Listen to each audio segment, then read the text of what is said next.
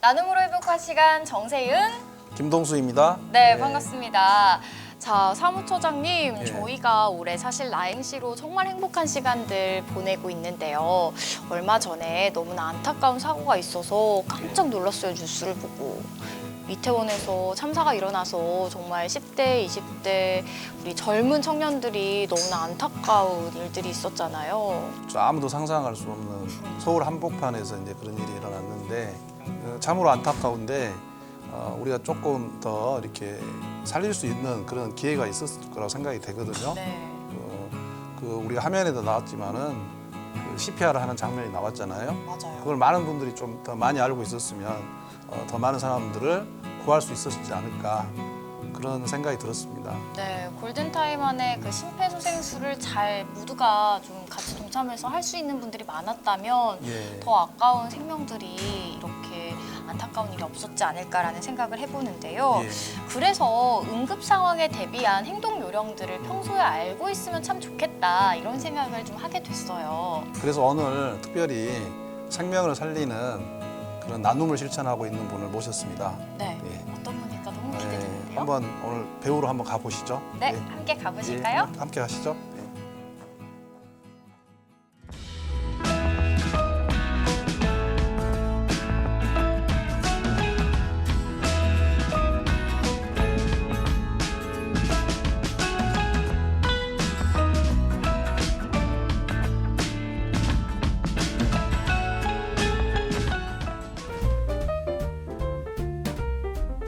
안녕하세요. 안녕하세요. 저도 네, 보시고 안녕하십니까. 반갑습니다. 네, 반갑습니다. 오늘 이렇게 나와주셨는데 네네. 예, 첫 질문이 자기 소개거든요. 아, 네. 예, 간단하게 한번 네. 이야기해 주십시오. 네, 저는 대한적십자사 광주원남지사에서 응급처치 강사로 활동을 하고 있는 박성하라고 합니다. 만나뵙게 돼서 반갑습니다. 와, 오늘 정말 좀 가장 이 시기에 잘 어울리는 분을 모시지 않았나라는 생각이 드는데 사실 요즘 정말 바빠지셨을 시기이지 않나 싶거든요. 네, 조금 많이 바빠졌어요. 왜 네. 그러냐면 저희가 지금 현재 이렇게 그 교육이 기존에 있던 교육에다가 경찰서 교육까지 같이 있어가지고요. 지금 11월 달하고 12월 달은 되게 바쁩니다.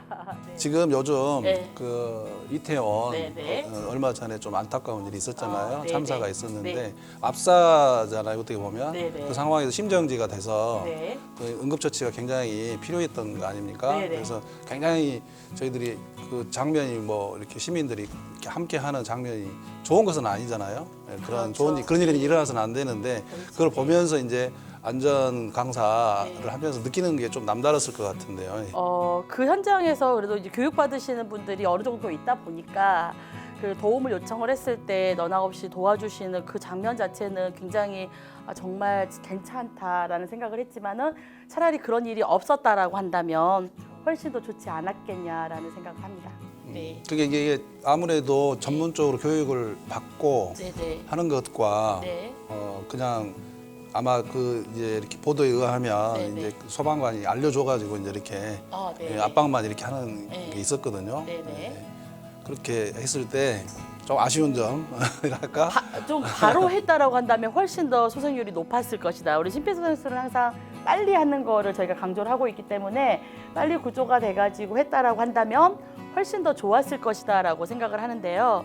어찌되었건 도와줄 수 있으면서 옆에서 알려주면서 하는 것도 사실은 소생률을 높일 수 있는 방법이긴 하나 너무 오랜 시간 동안 이렇게 눌려져 있다 보니까 조금 그런 부분은 아쉬움이 있었습니다. 더 많은 사람들이 알아가지고 그렇죠. 그렇게 해서 더 네네. 많이 참여를 했으면 좋을 텐데 그렇죠. 사실은 그게 하라고 해도 잘 안 되잖아요. 그거 뭐 있잖아요. 그거 해서 문제 생기면 안 된다는 거.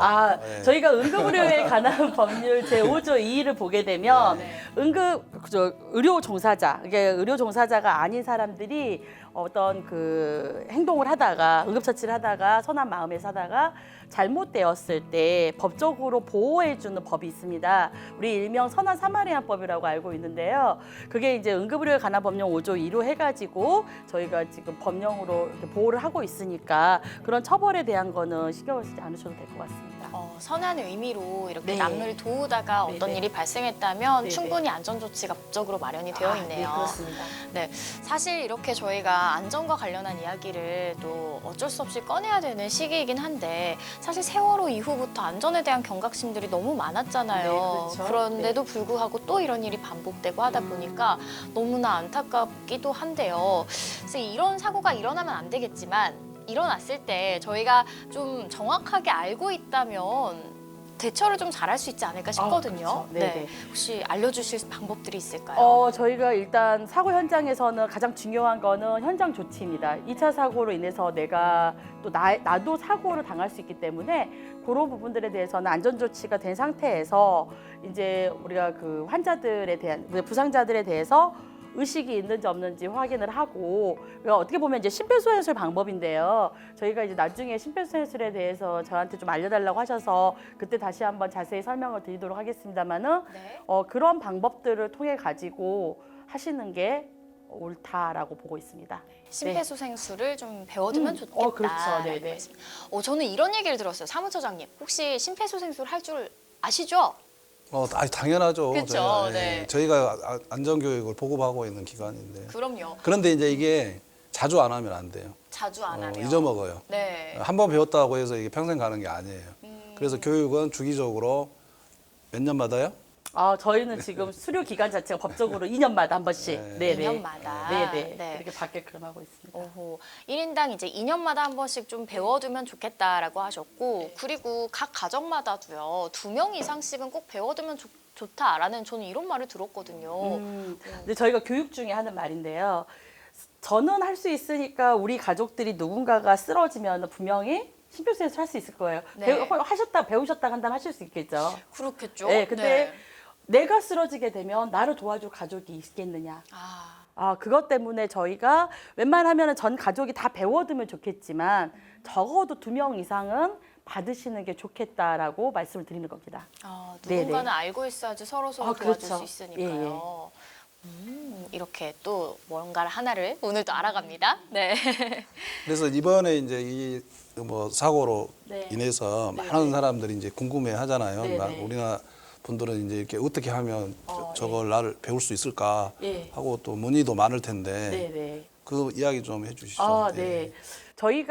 저는 이제 적십자사에서 활동을 하고 있기 때문에 적십자를 기준으로 말씀을 드린다라고 한다면 대한적십자사 홈페이지에 보게 되면 저희가 교육 신청란이 있어요. 근데 이 교육 신청란에 들어가시게 되면은 각 지사별로 해당 지사에서 해당 지역에 해당되는 지사에서 교육들을 열어놓습니다. 그래서 그 교육을 신청을 하셔가지고 교육 받으시면 됩니다. 이건 이제 상설 교육에 해당되는 것들이고요. 주기적으로 저희 그걸 하고 있으니까 실제 거기 신청을 하셔서 접수하신 다음에 교육을 받으시면 됩니다. 신청이 막 2배로 막 늘었습니까?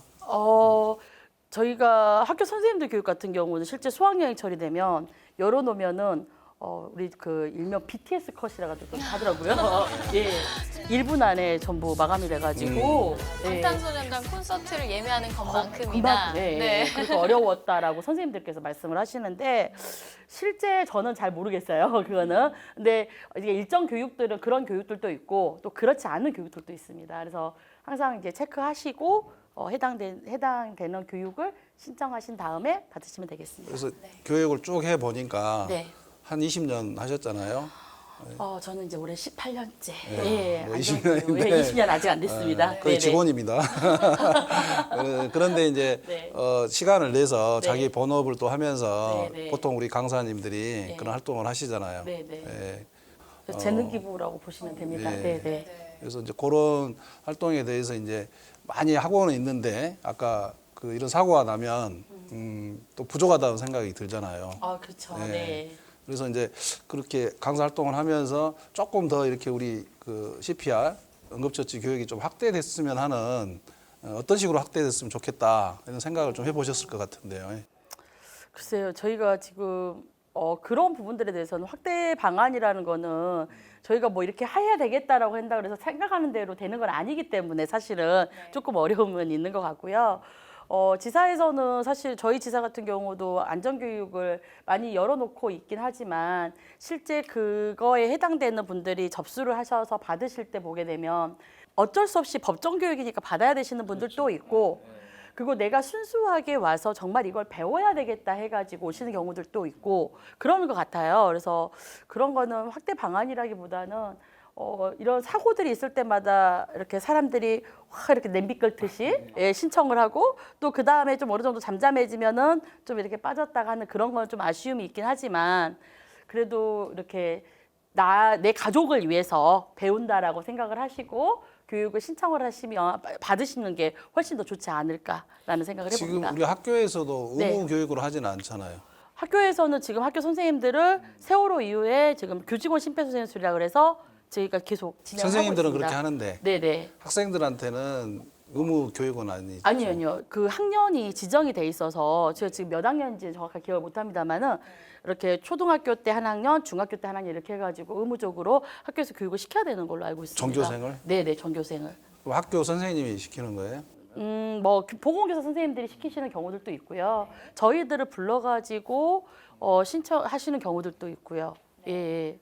그런데 네. 이렇게 그 안전지식 보급도 하는 봉사도 하시지만은 또 그 현장에서 또 이렇게 기부도 안내도 하고 그런 활동도 하신다고 저 들었거든요. 네네. 예.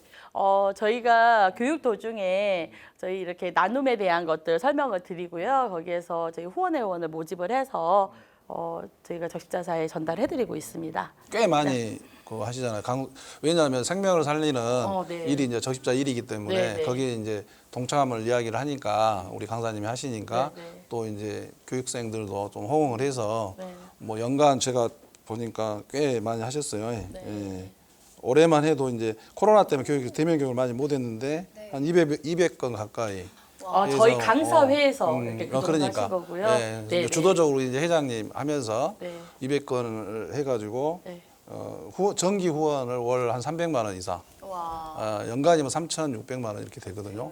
그런 꾸준하게 역할을 하고 하시는 있습니다. 게 예. 정말 힘드실 텐데 이 연간으로 생명도 살리고 그러니까요. 어려운 그런 그 분들한테 도움이 되는. 그래서 이제 우리 강사에서 또 이제 봉사활동도 하시잖아요. 네네. 예. 저희가 그 봉사활동이라는 거는 좀 어렵게 사시는 우리 그 노인분들 좀 겨울철에 따뜻하게 지내시라고 이렇게 그 1인용 매트하고 그다음에 항상 저희가 중요하게 생각하는 게 화재예요. 요즘 겨울이다 보니까 화재가 많이 발생을 해서 소화기를 기부를 한다거나 지자체 이런 것들을 해가지고 하고 저희 또 다른 것들은 뭐 마을회관이나 이렇게 돌면서 어르신들 무료로 심폐소생술 교육 같은 걸 진행을 하고 경로당 있습니다. 같은 데 가서도 네네. 아주 아까 말씀드린 예, 대로. 예. 예, 예.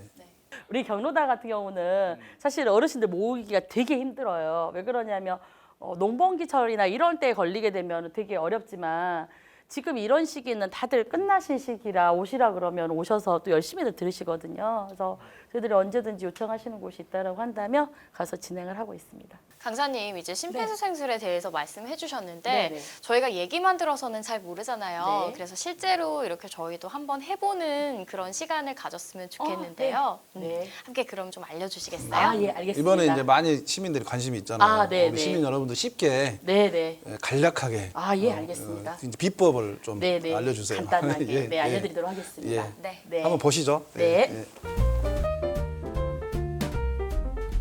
자, 그러면 저희가 심폐소생술 순서에 대해서 알려드리도록 하겠습니다. 우리 심폐소생술 순서가 어렵다라고 생각하기 때문에 사실은 많이들 두려워하기도 하고 내가 이걸 안 해봤는데 어떡하나라고 하는데 자, 저희가 쓰리고만 기억하라고 말씀드립니다. 네, 쓰리고. 제일 첫 번째 고는 깨우고고요. 두 번째 고는 알리고고요. 세 번째 고는 누르고인데요. 자, 우리가 깨운다라는 개념은 의식 및 반응 확인입니다. 우리 이 의식 및 반응 확인이라는 것은 이 사람의 의식이 있는지 없는지 확인을 하는데 뺨을 때리거나 흔드시면 안 되세요. 왜 그러느냐? 경추 손상자일 경우나 척추 손상자일 경우는 경추 손상자는 전신마비가 올 가능성이 있고 척추 손상자는 실제로 하반신 마비가 올 수 있기 때문에 움직임을 최소화해서 어깨에 손목 스냅으로 어깨를 두드리면서 얼굴을 보면서 반응을 확인하는 겁니다. 여보세요, 여보세요, 괜찮으세요. 이렇게 확인을 하고요. 자, 두 번째 고는 알리고예요. 자, 여기 만약에 어떤 여성분이, 우리 MC님. 네. 우리 여기 흰색 블라우스를 입은 아름다운 여성분 119에 신고해 주세요. 이렇게 정확하게 지목을 하신 다음에 119 신고 요청이라던가 만약에 자동심장 충격기가 있다라고 한다면 자동심장 충격기에 요청을 하시면 됩니다. 자, 그리고 이제 세 번째 고가 누르고인데요. 알렸다 그래서 바로 누르시면 안 돼요. 중요한 거는. 무슨 말이냐? 우리가 무의식 상태에서는 실제로 의식이 없을 때는 호흡이 있느냐 없느냐를 판단을 해야 됩니다. 그래서 깨우고 알리고 누르고 해서 알리고와 누르고 사이에 호흡 확인을 하시면 되는데요. 호흡 확인은 내 눈의 시선으로 부상자의 얼굴, 가슴, 배를 5초 이상, 10초 이내로 확인을 하시면 됩니다. 그래서 저희가 눈으로 천천히 얼굴부터 시작해서 5초간 배로 내려가셨다가 6초부터 해서 10초간 올라오시면 돼요. 그래서 이렇게 진행하시면 됩니다. 하나, 둘, 셋, 넷, 다섯, 여섯, 일곱, 여덟, 아홉, 열. 이렇게 해서 호흡이 없는 게 판단이 되면은 이제 가슴 압박을 시작을 하면 되는데요. 실제 가슴 압박의 위치를 예전에는 유두선상의 가운데를 압박을 하라고 했지만 지금 현재 가이드라인상에서는 가슴뼈 아래에 2분의 1 지점을 압박을 하라고 하고 있습니다. 그래서 제가 잠깐 옷을 벗겨서 어디를 압박을 해야 되는지 알려드리도록 할게요. 자, 우리 예전에는 실제로 젖꼭지와 젖꼭지 사이에 선상을 그어서 이 가운데를 손꿈치로 압박을 하라고 얘기를 했었어요. 근데 지금은 이렇게 하지 않고 있고요. 우리 여기 쇄골이, 빗장뼈라고 얘기를 하죠. 빗장뼈에 움푹 들어간 부분부터 명치까지를 반반을 나눕니다. 반을. 그래서 가슴뼈, 이걸 가슴뼈라고 하는데요. 이 가슴뼈의 위쪽이 아니라 아래쪽의 2분의 1 지점. 이 위치를 압박을 하시면 되는 겁니다. 그래서 압박 위치가 올해 이제 저희가 가이드라인상에서 바뀌었기 때문에 이 바뀐 위치로 한다라고 한다면 저희가 만나는 점, 이게 쇄골이 움푹 들어간 부분과 명치 부분을 찾아서 반반이 걸리게 해서 위에 쪽을 떼고 여기 이 부분 있죠. 그 아래에 절반이 되는, 이 절반이 되는 거는 내가 손으로 이렇게 해도 되고요. 만나는 점을 찾아서 하셔도 돼요. 자, 그렇게 해서 손꿈치를 올려놓으시고 이 팔을 부상자와 수직이 되게 하신 다음에 자, 이 팔을 기준으로 양 무릎은 어깨 너비만큼 벌리셔서 이 상태에서 압박을 하는데 압박을 하실 때 중요한 거는 5cm를 압박을 하되 6cm를 넘어가지 않게끔 하고 있습니다. 그래서 5cm라는 거 기억을 해주시고요.